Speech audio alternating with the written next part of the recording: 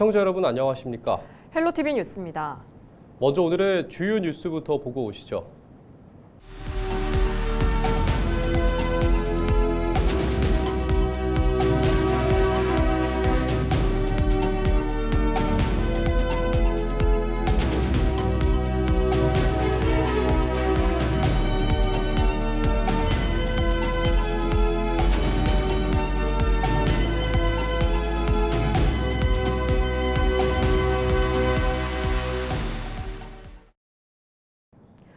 (19일) 오전 삼척 인근에서 규모 2.5의 지진이 발생했습니다. 기상청은 19일 오전 8시 25분쯤 삼척시 남남서쪽 30km 지점에서 규모 2.5의 지진이 관측됐다고 밝혔습니다. 진앙은 북위 37.19도, 동경 129.07도로 계기 진도는 강원 지역에서 최대 3으로 나타났습니다. 진도 3은 실내에서 다수가 흔들림을 느끼고 정지해 있는 차량이 약간 흔들리는 수준입니다. 기상청은 진앙 인근 지역에서 지진동을 느낄 수 있다며 안전에 유의해달라고 당부했습니다. 강원특별자치도 소방본부는 19일 오전 8시 41분 현재까지 이번 지진과 관련한 유감 신고는 접수되지 않았다고 밝혔습니다.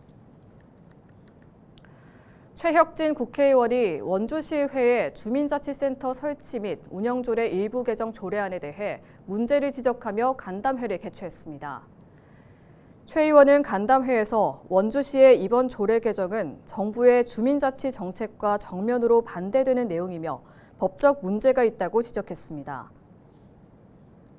원주시 관내에 있는 모든 주민자치위원회에 관련된 조례인데 그중에 한 주민자치위원회의 위원들을 해촉하기 위해서, 쉽게 해촉하기 위해서 법을 개정하는 것은, 조례를 개정하는 것은 처분적 조례 개정이라고 해서 법률에 위법이 되고 헌법에도 위반이 될 수 있습니다.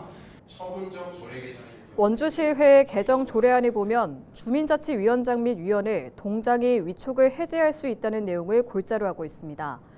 한편 지난 10일 원주의 한 주민자치위원회 관계자가 경찰의 참고인 조사를 받은 후 스스로 목숨을 끊은 사건이 발생했습니다. 지난 5일 원주의 한 아파트에서 발생한 10대 청소년의 이른바 세모녀 흉기 난동 사건과 관련해 미성년자인 피의자에 대한 형사처벌 강화를 촉구하는 국회 전자청원이 지난 12일 공개 하루 만에 동의 5만 명을 넘어 소관 상임위원회에 회부됐습니다. 피해자 가족이라고 밝힌 청원인은 현행 헌법상 미성년자는 형사처벌 대상이 될 수 있으며 보호 처분을 병과할 수 있다면서도 18세 미만이라는 이유로 사형이나 무기징역이 선고되지 않고 유기징역의 상한도 15년으로 제한돼 있다고 지적했습니다. 청원인은 살인 등 중대 강력 범죄에 대해서는 예외 없는 형사처벌이 필요하며 유기징역 상한 역시 현실에 맞게 상향 조정해야 한다고 주장했습니다.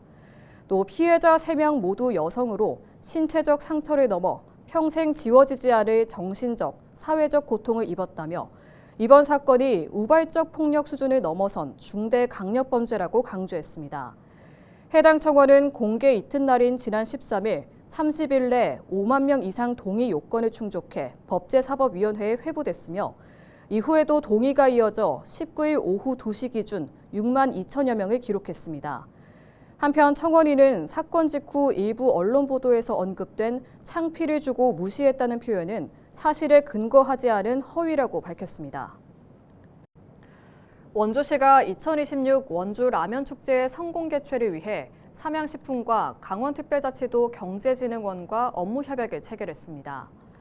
협약에 따라 원주시는 축제의 총괄 기획과 행정 지원을 맡고 삼양식품은 축제 콘텐츠 구성과 기업 참여 등을 지원합니다. 이 협약을 통해서 삼양식품, 또 원주시, 또 소상공인들 모든 분들이 함께 더 행복해지고 또 도시의 가치와 브랜드를 높이는 좋은 계기가 됐으면 하는 바람입니다.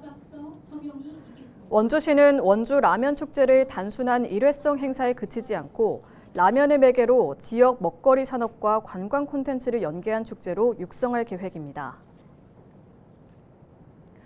강원특별자치도가 19일 기업 간담회를 열고 올해 투자 유치 정책을 발표했습니다. 강원도는 올해 기업 20곳으로부터 투자 3,800억 원을 이끌어내고 신규 고용을 창출한다는 목표를 세웠습니다. 이날 간담회에는 도내에 공장 신설을 추진 중인 기업 대표들이 참석해 투자 현황과 애로사항을 공유했습니다. 정성구는 2027년 백두대간 주민지원 사업 신청을 오는 27일까지 접수합니다. 이번 사업은 지역 임산물의 안정적인 생산 기반 마련을 위해 추진되는 국비 지원 사업으로 백두대간 보호지역 또는 보호지역이 일부 포함된 읍면동 거주 주민과 마을 공동체, 장목반, 생산자 단체, 보호지역 내 토지 소유자 등이 대상입니다. 특히 산림버섯 재배시설, 버섯 자목 및 생산 장비, 유기질 비료 지원, 송이산 가꾸기, 관상 산림식물 하우스, 감시시설 설치, 임산물 가공, 저장시설 구축 등의 국비와 지방비가 최대 90%까지 지원되며 자부담은 10%입니다. 정성구는 사업의 공정성과 실효성 확보를 위해 자격 요건과 사업 타당성 등을 종합적으로 검토해 대상자를 선정할 계획입니다.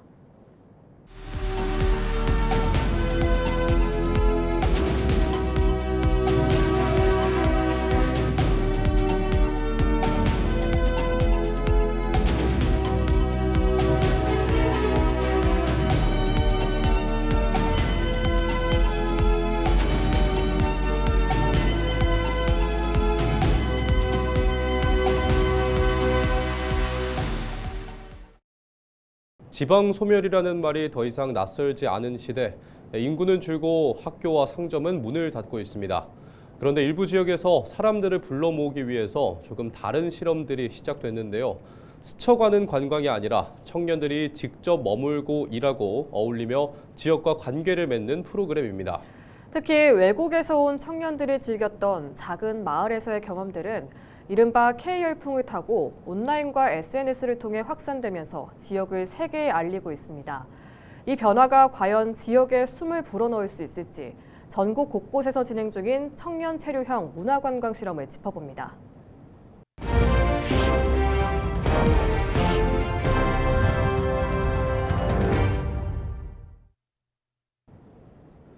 해외에서 온 청년의 한국 지방 살기는 올해 다른 지역에서도 이어지고 있는데요. K-로컬 현장에서 문화를 체험하고 배우는 글로벌 청년 캠프가 전북 정읍 지역에서 진행됐습니다. 정읍 우도농악을 체험하고 전통 누룩으로 만들어진 막걸리를 맛본 글로벌 청년들이 K-로컬의 숨은 매력에 빠졌습니다. 김남호 기자가 보도합니다. 정읍시 내장산 자락에 위치한 호나무도 정읍 농악촌수회관에 외국인 청년들이 모였습니다. 흔들린 장구가락에 현란한 상모놀이가 흥을 한껏 돋우자 외국인 청년들은 자연스럽게 댄스 산매경에 빠져듭니다. 흥겨운 사물놀이 장단에 맞춰 한국 전통 농악 체험에 나선 외국인들은 글로벌 청년 캠프 참가자들입니다. togo 하키의 한국 하키 비하면 비슷한 점 있어요. 우리도 사물놀이처럼 다양한 하키 이용해요. When they were playing 너무 재미있어서 춤을 추고 싶었어요. 정읍 농악은 최고예요. 정읍시 내장산 국립공원 인근에서 전통 누룩을 이용해 술을 만드는 한영석의 발효연구소입니다. 한국의 로컬 문화 체험을 위해 정읍 지역을 방문한 글로벌 청년들이 한국 전통술 맛보기에 나섰습니다. 한국의 막걸리와 전통 누룩을 이용한 정읍 지역 특유의 술 맛에 글로벌 청년들의 얼굴빛도 조금씩 발갛게 달아오릅니다. 우리는 이란에 한 노알콜 음료수가 있는데 누그라고 해요. 그리고 막걸리를 처음 먹었을 때 와 이게 누그랑 맛이 너무 비슷할 것 같다는 그런 생각이 들었어요. 사실 제가 이란에서 술을 안 마셔봤는데 여기 와서 처음으로 마셔봤어요. 그리고 제 생각에는 맥주도 맛있는데 막걸리가 더 맛있는 것 같아요. 정읍시는 가을에 집중된 정읍의 관광 구조를 개선하고 겨울철 관광 모델을 만들기 위해 글로벌 청년들을 초청했습니다.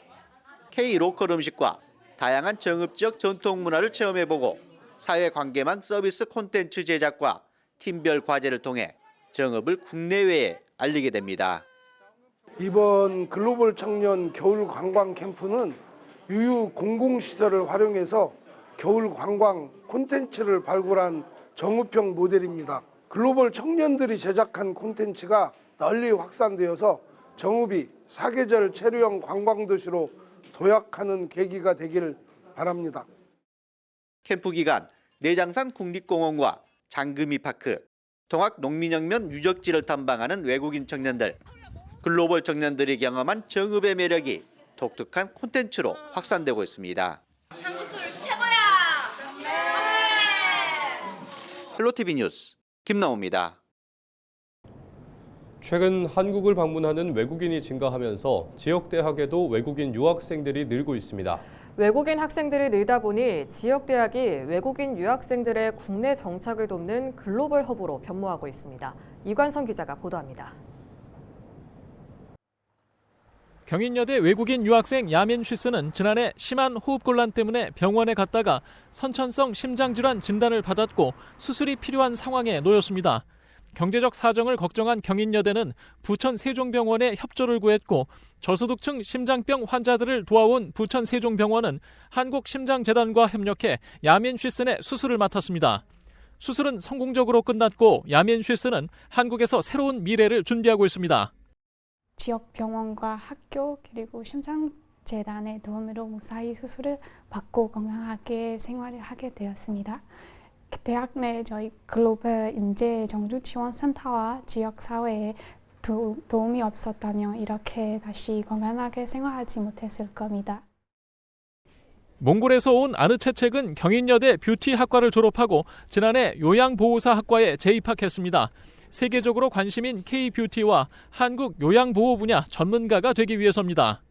지금은 한국에서 전주할 수 있는 길이 열린 것에 대해 부러워하는 친구들도 있고 저에게 자세히 입학 절차에 대해 물어보는 학생들도 있습니다. 단순히 몸에 불편한 어르신들 옆에서 돕는 것이 아닌 잘 회복하실 수 있도록. 아느채책이 요양보호사 학과에 재입학한 것은 지난해 경인여대가 보건복지부와 법무부가 주관하는 요양보호사 양성대학이 됐기 때문입니다. 외국 학생들이 한국에 와서 대학 과정을 겪고 배우면서 이제 요양보호사 자격증을 따면은 취업 비자를 얻을 수 있습니다. 굉장히 어려운 건데요. 취업 비자를 얻게 되면은 이제 요양병원이나 요양원에 가서 취업할 수가 있죠. 경인여대에는 뷰티와 식품, 패션과 관광 등 K컬처 분야와 보건의료 분야 학과에 약 400여 명의 외국인 유학생들이 다니고 있습니다. 대학 측은 글로벌 허브센터를 설치해 외국인 유학생들이 한국에 정착할 수 있도록 다양한 도움을 제공하고 있습니다. 외국인들이 와가지고 이방인으로 있다 가는 게 아니라 당당한 인천 시민으로 정착할 수 있도록 그 정주 지원 생태계를 만든다는 얘기입니다. 비자 문제를 어떻게 풀어줄 수 있는가부터 시작해가지고 보험, 금융 그리고 정서적 안정을 위해서 그 심리 상담까지 굉장히 많은 것들이 요구가 되는데 그런 것들을 한꺼번에 해결해 주는. 경인여대는 정부와 지자체가 지원하는 라이즈 사업을 통해 외국인 전문가를 육성하고 국내 정착을 돕는 프로그램을 확대하고 있습니다. 외국인 인구가 증가해 정주 지원이 필요한 지금 지역 대학이 주도적인 역할을 맡고 있습니다. 헬로티비 뉴스 이관서입니다. 강원에서는 취업을 통해 외국인 유학생을 붙잡고 있습니다. 대부분 졸업 후 고국으로 돌아가거나 수도권으로 거주지를 옮기는 경우가 많은데요. 유학생들을 지역에 정착시키기 위해 지자체와 지역대학이 손을 잡고 유학생들에게 취업 기회를 제공하고 있습니다. 보도에 전소연 기자입니다. 이름이 호명되자 외국인 유학생들이 단상에 올라가 인턴십 수료증을 받아듭니다. 수료증을 든 얼굴에는 뿌듯한 미소가 번집니다. 이번 겨울방학 동안 춘천 지역 기업에서 인턴십을 마친 강원대학교 유학생들입니다. 이들은 약 7주간 무역, 화장품, 의료기기 업체 등 지역 기업에서 인턴으로 일했습니다. 유학생들이 현장 실무 경험을 쌓을 수 있도록 지역 기업과 연계하는 채용 연계형 인턴십 프로그램에 참여한 겁니다. 마케팅부터 웹 개발까지 다양한 직군에서 그동안 학교에서 배운 전공 지식을 발휘했습니다. 화장품 마케팅 분야에서 관심이 엄청 원래부터 많아가지고 이 회사에 일해보고 엄청 재밌게 경험을 얻을 수 있는. 웹 개발 같은 일은 하셨습니다. 그리고 너무 궁금해서 그래서 꼭 한국 회사 일하는 거는 어떤지. 해외 시장을 노리는 지역 기업들에게도 도움이 됐습니다. 자료상에 접근 제약이 있었던 부분들에 대해서 조금 더 깊이 있는 자료들을 확인할 수가 있었고요. 해당 국가에 진출을 할 때 좀 도움이 될 수 있는 자료까지. 유학생들의 취업과 정착을 돕는 사업은 지역 소멸 위기를 막기 위한 생존 전략이 됐습니다. 2024년 기준 춘천시에 등록된 외국인 수는 10년 전보다 약 1.7배 가까이 늘었습니다. 이 가운데 36%가 유학생인데 이들을 지역의 핵심 인재로 키워내겠다는 겁니다. 성과도 나타나고 있습니다. 지난해 인턴십 수료생 30명 가운데 절반에 가까운 13명이 지역 기업으로부터 채용 제안을 받았습니다. 춘천시는 올해 참여 유학생 규모를 확대할 계획입니다. 인구 감소나 학령 인구 감소로 인해서 이 문제를 대응하기 위해서 저희 강원대학교랑 그리고 춘천시가 같이 협업을 하게 됐고 하반기에는 3차로 한 50여 명 확대해서 추진하려고 하고 있습니다. 다만 비자 발급 문제와 정주 여건 마련은 여전히 과제로 남아 있습니다. 지방 소멸이 가속화되는 가운데 유학생 정착 사업이 위기를 막는 새로운 대안으로 자리 잡을 수 있을지 주목됩니다. 헬로티비 뉴스 전소연입니다. 경남 의령군 칠곡면은 인구가 1000여 명에 불과합니다. 고령화와 인구 감소로 한동안 적막했던 이 농촌 마을에 청년들의 발걸음이 이어지고 있다고 하는데요. 지역의 자원을 새롭게 해석해 가치를 창출하고 청년들의 도전과 정착을 지원하는 청년마을 프로젝트가 변화를 이끌고 있습니다. 표영민 기자가 보도합니다. 서울에서 대학을 졸업한 뒤 청년 활동가로 일해온 서민교 씨. 2년 전 인구 1100명에 불과한 의령군 칠곡면에 정착했습니다. 정부 공모 사업으로 시작된 청년마을 홍이별곡 운영에 참여하기 위해서입니다. 처음에는 잠시 머무를 생각이었지만 도시에서는 느끼기 어려웠던 삶의 여유의 매력을 느껴 이곳에 뿌리를 내렸습니다. 나 한 명이 가질 수 있는 공간이 되게 넓다라는 느낌을 많이 받아서 되게 쾌적한 환경에서 지내고 있고. 홍이별곡은 일주일부터 한 달 동안 머무르며 지역을 경험하는 지역살이 프로그램을 운영하고 있습니다. 도시에서 온 청년들은 자기 개발과 창업을 준비하는 한편 지역 자원을 활용한 콘텐츠 기획과 상품 개발에도 참여합니다. 지역의 가치를 발견하는 과정 자체가 청년 유입의 출발점이라고 말합니다. 본인의 삶의 터전을 여기로 옮겨가는 과정을 통해서 지역에 정착하는 시간들이 될 것 같습니다. 의령군은 칠곡면을 청년 특구로 지정하고 창업 지원 공간과 단기 체류 시설인 사각사각 청년하우스를 조성했습니다. 지난해에는 장기 체류형 공유주택 도란도란 청년하우스가 문을 열었고 100세대 규모의 청년 임대주택 건립도 추진 중입니다. 일자리와 주거를 동시에 해결하면 물론 지역의 젊은 층 유입과 함께 지역 경제 활성화에 도움이 될 거라고 생각됩니다. 경남에서 인구가 가장 적은 의령군. 농촌 마을에 스며든 청년들의 새로운 도전이 지역 소멸 대응의 또 다른 가능성을 보여주고 있습니다. 헬로티비 뉴스 표영민입니다. 평창군이 전국에서 처음으로 폐쇄되거나 말소된 토지 정보를 한눈에 확인할 수 있는 서비스를 시범 운영합니다. 그동안 토지 개발 사업이나 아파트, 도로 건설 같은 사회 기반 시설 사업이 진행되면 기존 토지 정보는 폐쇄, 말소되고 새로운 지번이 부여됐는데 이 과정에서 사업 시행 전후의 토지 변동 이력 확인이 어려운 한계가 있었습니다. 이에 평창군은 지적관리 업무 지원 시스템을 구축해 토지의 변동 이력과 과거 측량 기록, 지적도와 임야도의 변동 내용을 시간 순서대로 관리하는 연속 지적도를 마련해 민원과 행정 편의를 높일 수 있게 됐다고 밝혔습니다. 이상으로 뉴스를 마칩니다. 저희는 언제나 지역민 여러분과 함께합니다. 시청해주신 여러분 고맙습니다.